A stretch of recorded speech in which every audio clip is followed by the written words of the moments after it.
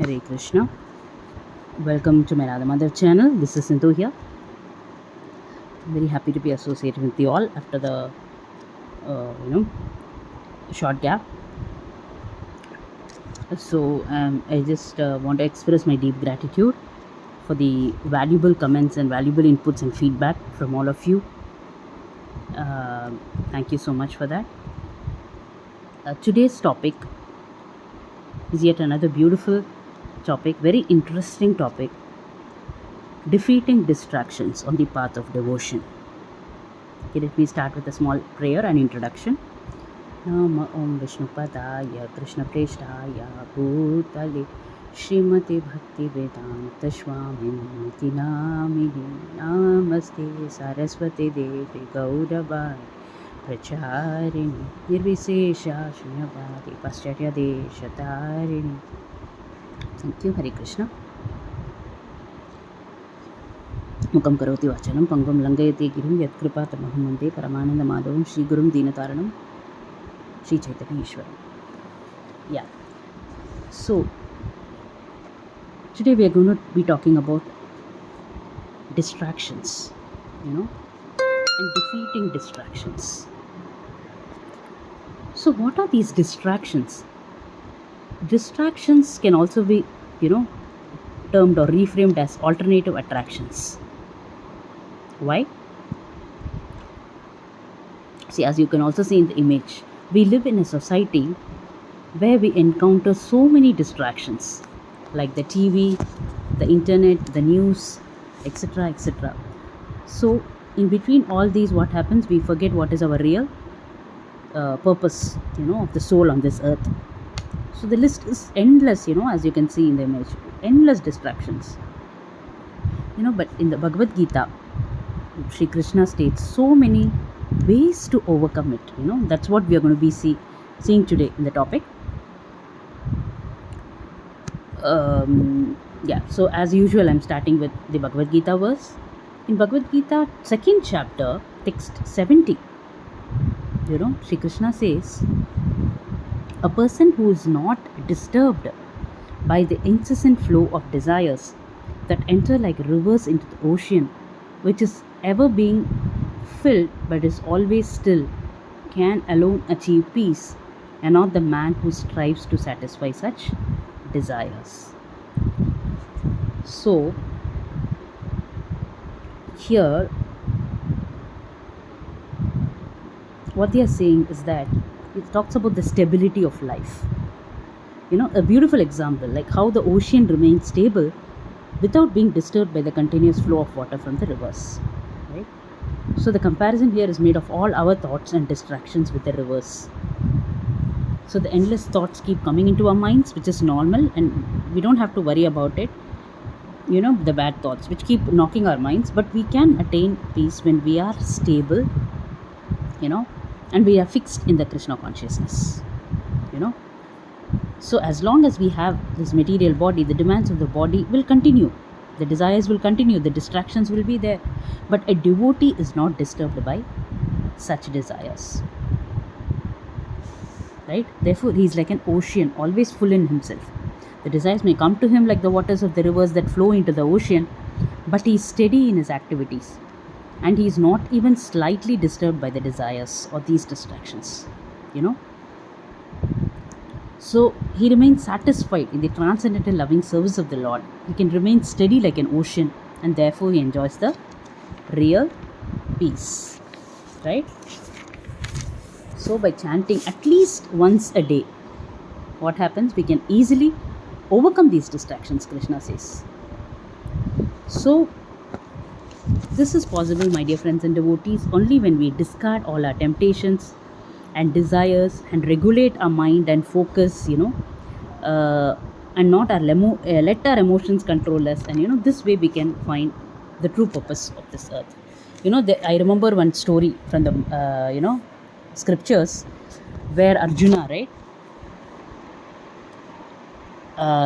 what happens there? Guru Dronacharya, he sets up an interesting test for his students in his ashram, right? So It was not an easy test. All the students, what they were asked to hit the fish, the eye of the fish with their arrows, but without looking directly into the at the fish. But they can look at the, looking, what's it, they could look at the moving shadow in the water. Through the reflection of the water, they are supposed to shoot the arrow. So each one does that, and Guru asks, what do you see? So each one replies, I could see the tree, I could see the reflection of the fish, I could see the water, everything. Right? Finally Arjuna's turn came. So what did Arjuna reply? I can see only the eye of the fish. So he actually won. It's very hard to shut off your mind from everything happened, but it's not possible, and definitely worth when you are aiming at your target. That's what Arjuna proved here in this test, right? How his focus was only on the eye of the fish, and he targeted and he aimed at it. Okay, so now let's get into the topic. From distracted to devoted. So that is the main topic we are going to see today. Part of our mind, what it says, it allows us to go anywhere, right? Because we don't believe. We normally have doubt in everything, be it material doubts or be it in spiritual line. So we feel we are missing out so many important joys in our life if we are too devoted, or if we see any bhaktas or other spiritual people. We have so much we are going to miss. But for everything we need to understand, we need to have discipline, right? Otherwise there is no possibility of enjoying or having a good time. A very simple example, if you want to play the piano or keyboard and excel into it, how we are going to be good at it, right? If you're going to just practice like randomly, without practice, just going to play, but definitely it's going to be turn out a mess, isn't it? But when we start taking the training and we start practicing every day, we take the guidance and we do it regularly, then it becomes we succeed in it, right? For that matter, anything, right? So training and disciplining, so that way only we can discipline the mind also, right? And a very famous story from the this one,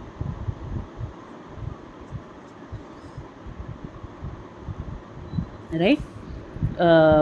From the wisdom text Mahabharata, right? We used to, when we were very very small 20 years back, on Sundays we used to watch this, right? VR Chopra's very famous serial Mahabharat. We used to come running right?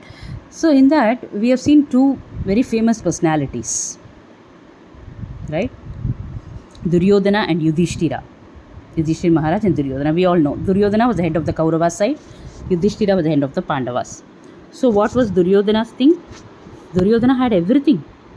The best food, the best clothes, the best money, fame, everything. The relatives, people, everything. He had millions and millions of it.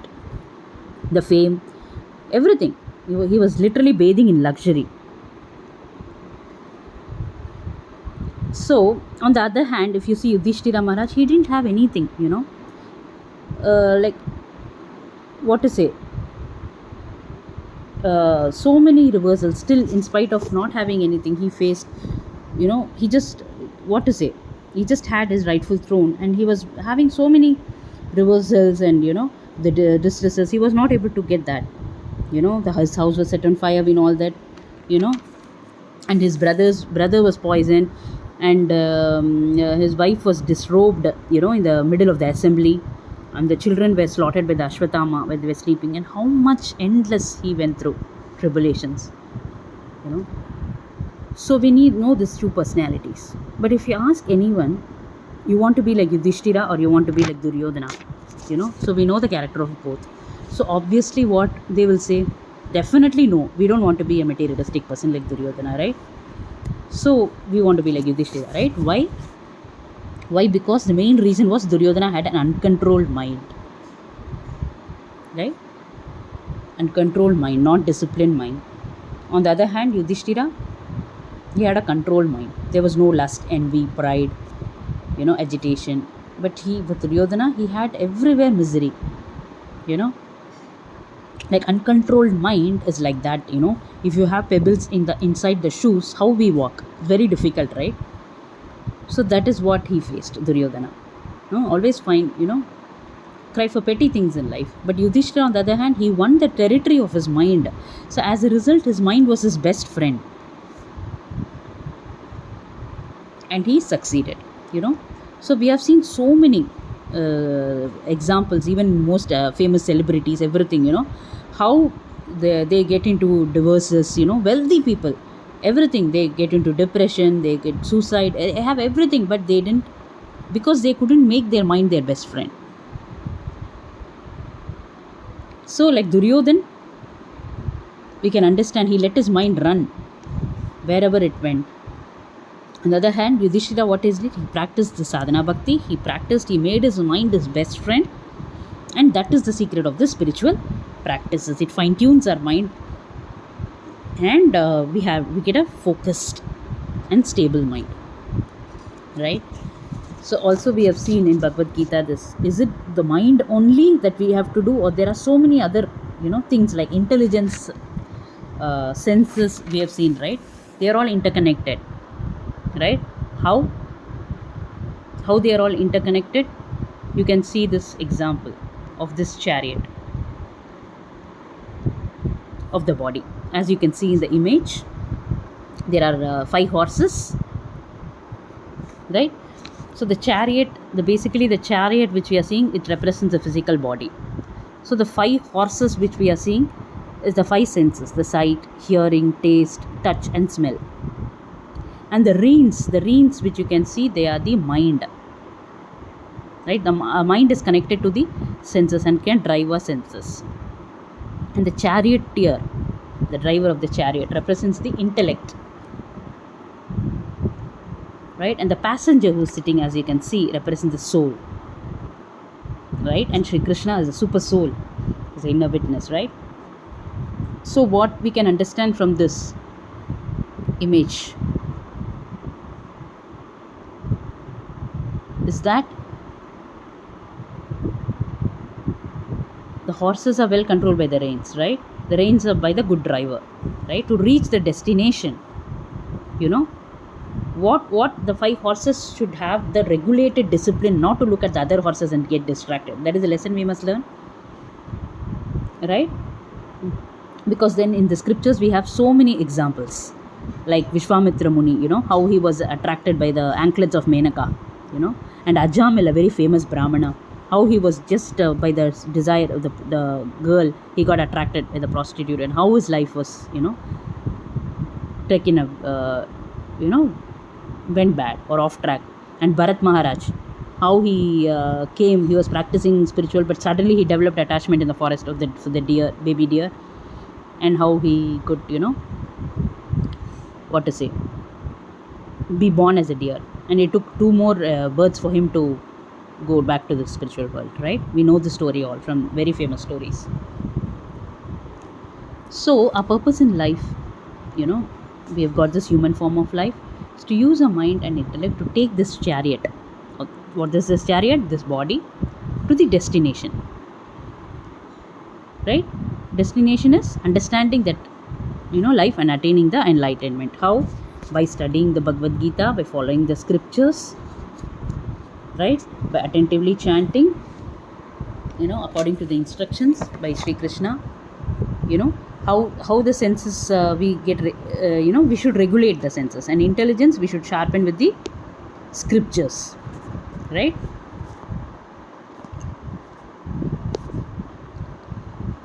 And mind by constant chanting, mantra chanting, and the passenger reaches the destination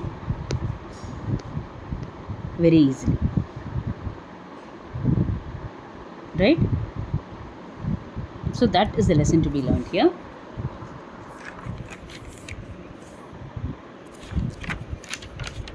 And I would like to just quote some few verses where Krishna talks, about this mind.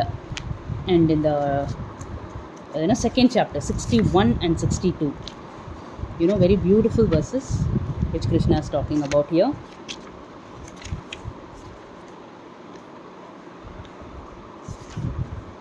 Right?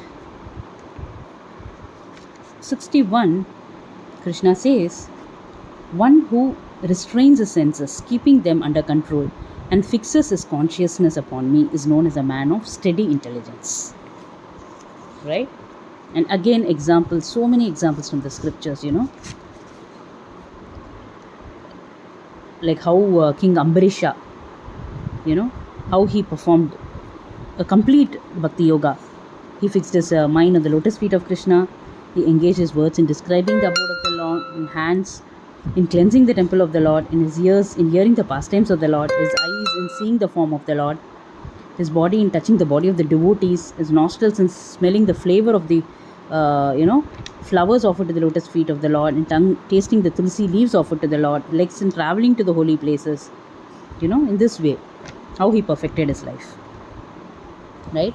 And text 62, Krishna says, while contemplating the objects of senses, a person develops attachment for them, and from such attachment, lust develops, and from lust, anger arises. Right?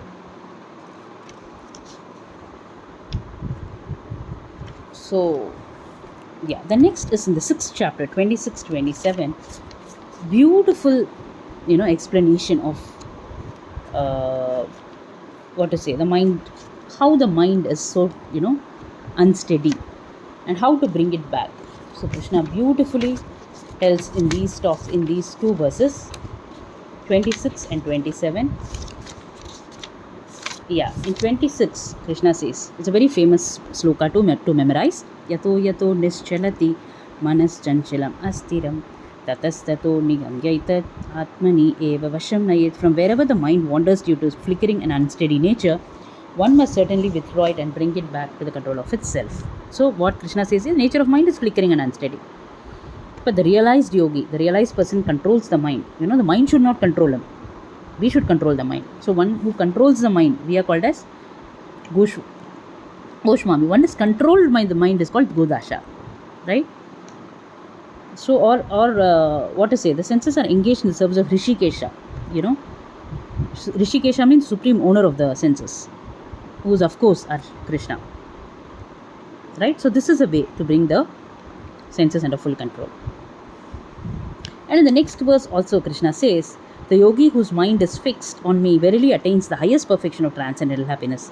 He is beyond the mode of passion, and he realizes his qualitative identity with the Supreme, and thus he is freed from all the reactions to his past deeds. Right? So, and also you can see, we are the servants of the God, So we should think we are always spirit souls, yes, but we are servant of the God. So that is the right answer we have to understand. In 9th chapter, Krishna says very beautifully, those who always, 22, text 22, always worship me with exclusive devotion, meditating on my transcendental form, to them I carry what they lack and preserve what they have. Right?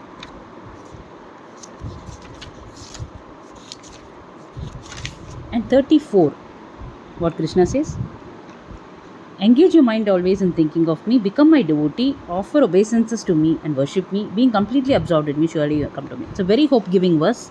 Manmana bhava madbhaktyo matyaji mam namaskuru mam evaishashiyuk vaivam atmanam mat parayanah.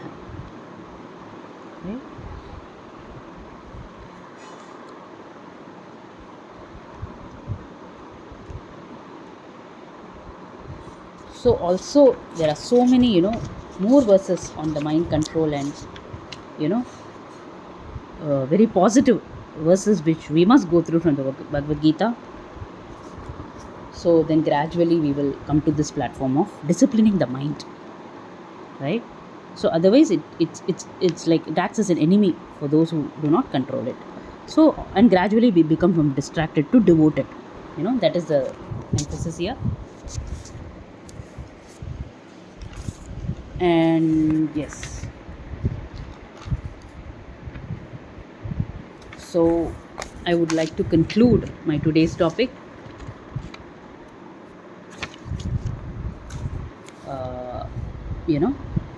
by saying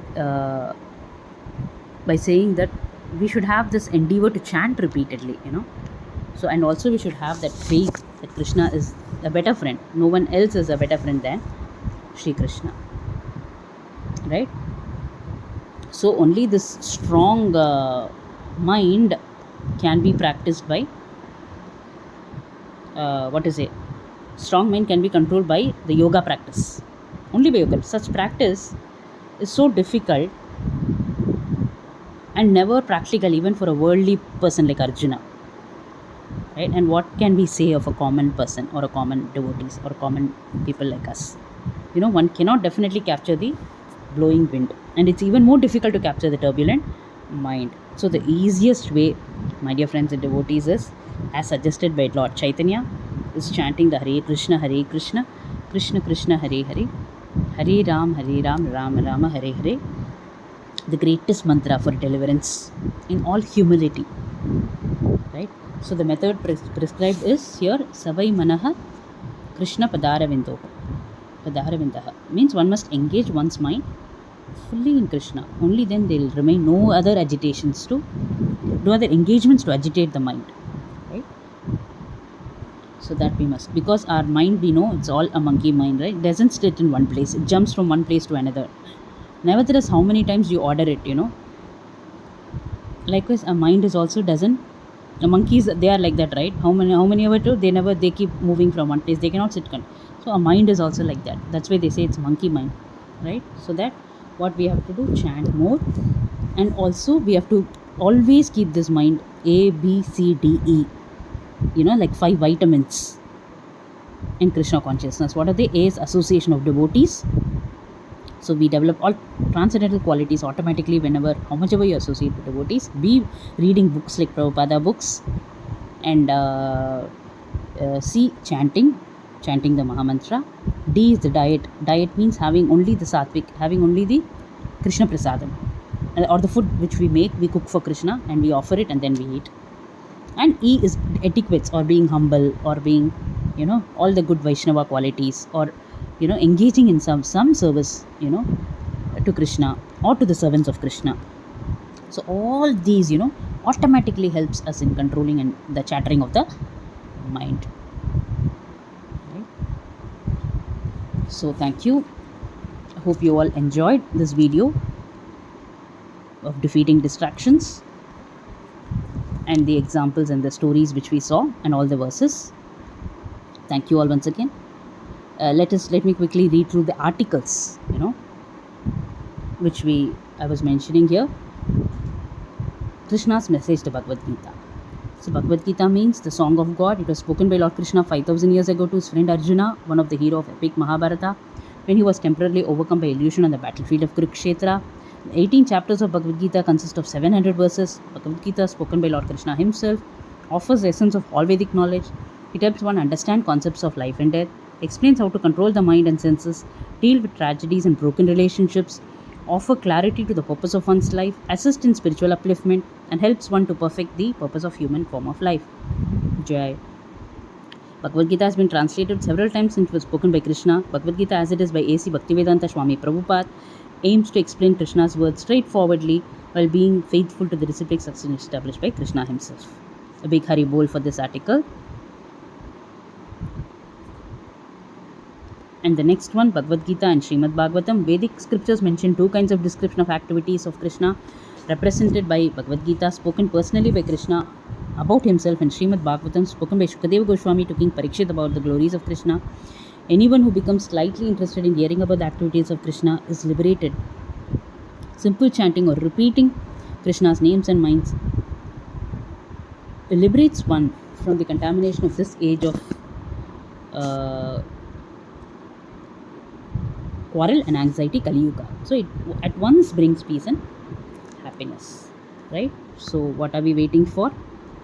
I'm sure this article has helped all of us,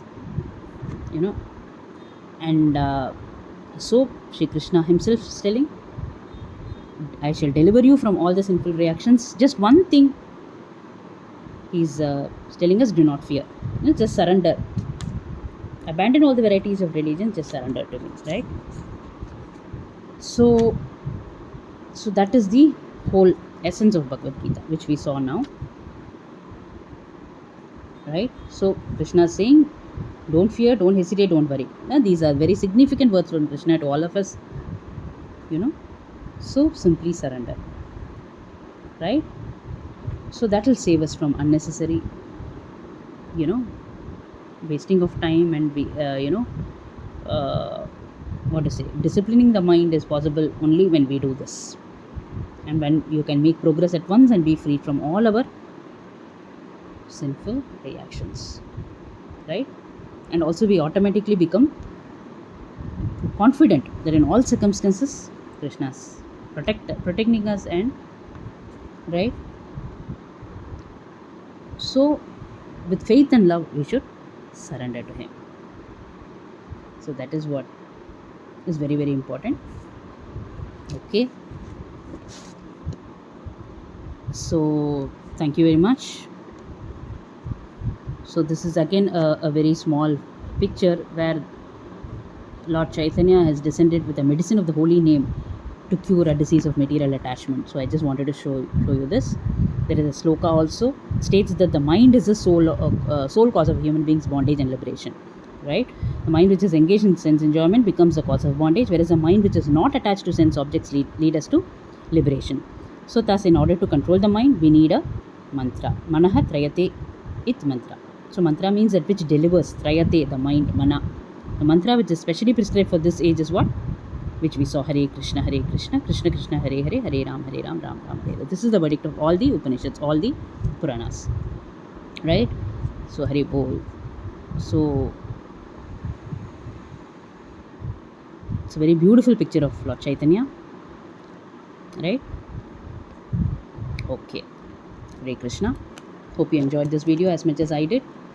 Catch you all with another motivational video. Until then, Vancha Kalpatarubhyascha Kripa Sindhubhyev cha पतितानां पावनेभ्यो वैष्णवेभ्यो नमो नमः. अनंत कोटि वैष्णव वृंद की जय. जगत गुरु श्रीला प्रभुपाद की जय. Thank you. हरे कृष्ण.